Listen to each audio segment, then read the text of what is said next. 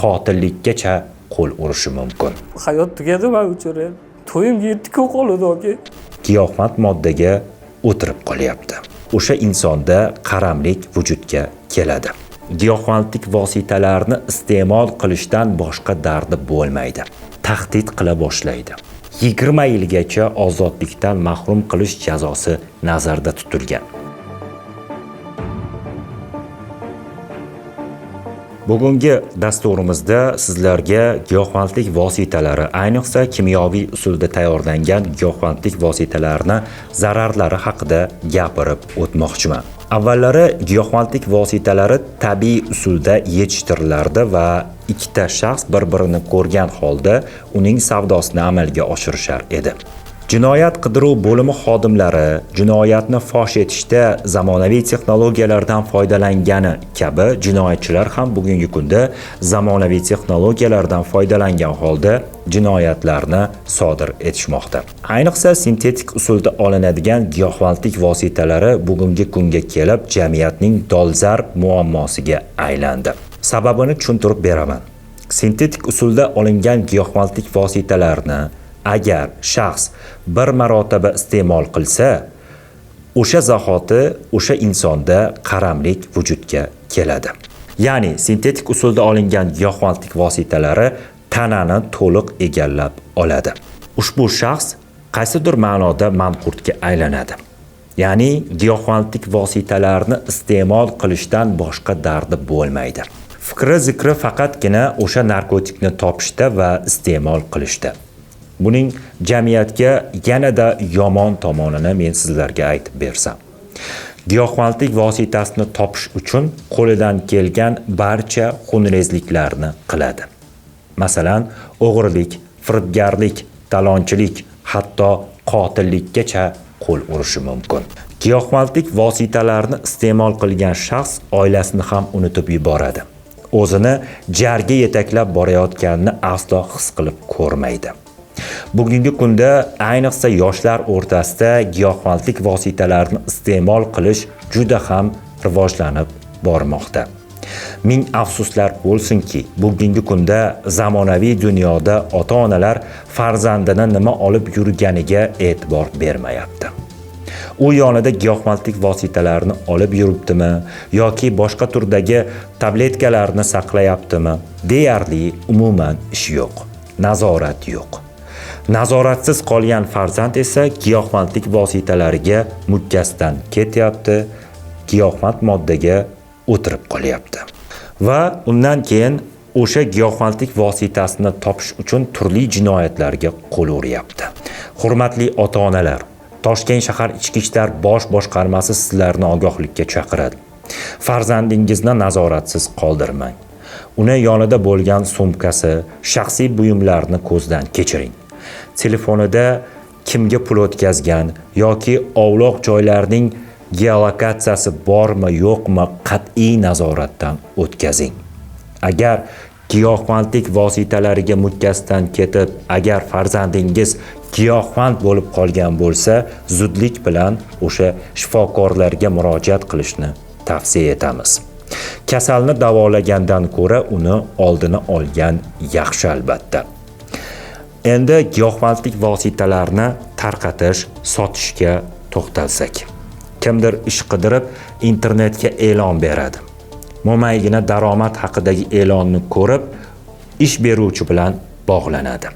Avvaliga nima ishligini surishtirmasdan mo'maygina pul evaziga rozi bo'ladi.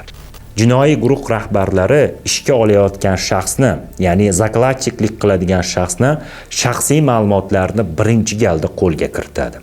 Ya'ni pasport nusxasi yoki bo'lmasam ID karta, yashash joyi, telefon raqamini qo'lga kiritadi.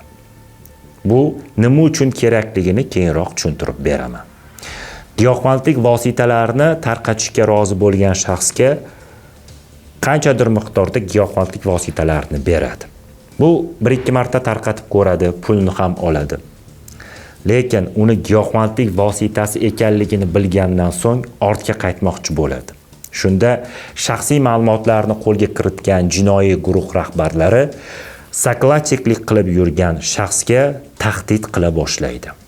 Sen haqingdagi barcha ma'lumotlarni huquqni muhofaza qiluvchi organlarga taqdim qilaman va sen qamalib ketasan, deydi. Yoki bo'lmasam, seni oldinga odam yuboraman va seni yaxshilab kaltaklashadi mazmunida tahdidli so'zlarni yozib yuboradi. Bundan qo'rquvga tushgan shaxs esa o'sha jinoiy xatti-harakatlarni davom ettirishga majbur bo'ladi. Hurmatli ota-onalar, farzandingiz giyohvandlik vositalarini tarqatishiga rozi bo'lmang. Telefon apparatini yaxshilab ko'zdan kechiring. Yonida izolenta, zip paketlar, shunga o'xshagan buyumlar, telefonida ovloq joylarning rasmlari bo'ladigan bo'lsa, bu jarayonga zudlik bilan nuqta qo'yish shart. Sababi, agar giyohvandlik vositalarini tarqatish davomida qo'lga tushadigan bo'lsa, O'zbekiston Respublikasi Jinoyat kodeksining 273-moddasiga ko'ra 20 yilgacha ozodlikdan mahrum qilish jazosi nazarda tutilgan. Hurmatli yurtdoshlar, agar siz mo'maygina pul evaziga giyohvandlik vositasini tarqatishga rozi bo'ldingizmi, siz qopqonga tushdingiz degani. Hozir men tushuntirib beraman. Boya aytganimdek, ishdan chiqib ketish yo'q, voz kechish yo'q, oxiri qamoq. Biz yaqinda Toshkent shahar ichki ishlar bosh boshqarmasi, Bektemir tumani ichki ishlar organlari faoliyatini muvofiqlashtirish boshqarmasi tezkor qidiruv xizmat xodimlari bilan tezkor tadbir jarayonida ishtirok etdik. Tezkor tadbir jarayonida 2 nafar shaxs giyohvandlik vositalarini, katta miqdordagi giyohvandlik vositalarini tarqatishda gumonlanib qo'lga olindi. Ularning yashash manzili ko'zdan kechirilganda 1 kilogramm 200 gramm geroin giyohvandlik vositasi topilgan. Pushaymonliklarni yig'lab so'zlab berishdi. Bitta qo'lga olingan gumonlanuvchini 7 kundan keyin to'yi bo'lishi kerak edi. U o'z hayotini barbod qildi desak mubolag'a bo'lmaydi. Ishlamasangiz, xonadoningizdagi biror masalan uylangan bo'lsangiz, ayolingiz bilan qo'rqitadi, ma'lumotlarni olgan bo'ladi, boshqa qiladi. Uyingizda ota-onangiz bilan qo'rqitadi. Bu ishga kirgan odam qaytib chiqib ketishi juda qiyin. Farqi yo'q, u xohlagan joyidan jo'natadi, sizni uyda uxlab qolsangiz, ishga chiqmasangiz, bu kunni jo'natib urib chiqarib yuboradi. Bu ishdan chiqib ketish qiyin bo'ladi. Oxiri qo'lga tushib chiqib keta oladi ishdan. Oxiri qamoq jazosi.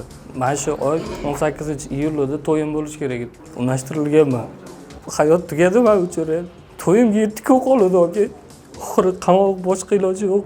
Hamma qilmishi uchun javob beradi. Hurmatli yurtdoshlar, agar kimda kim giyohvandlik vositalarini tarqatayotgan bo'lsa, sizda bu haqda ma'lumot bo'lsa, zudlik bilan huquqni muhofaza qiluvchi organlarga, xususan ichki ishlar organlariga xabar qiling.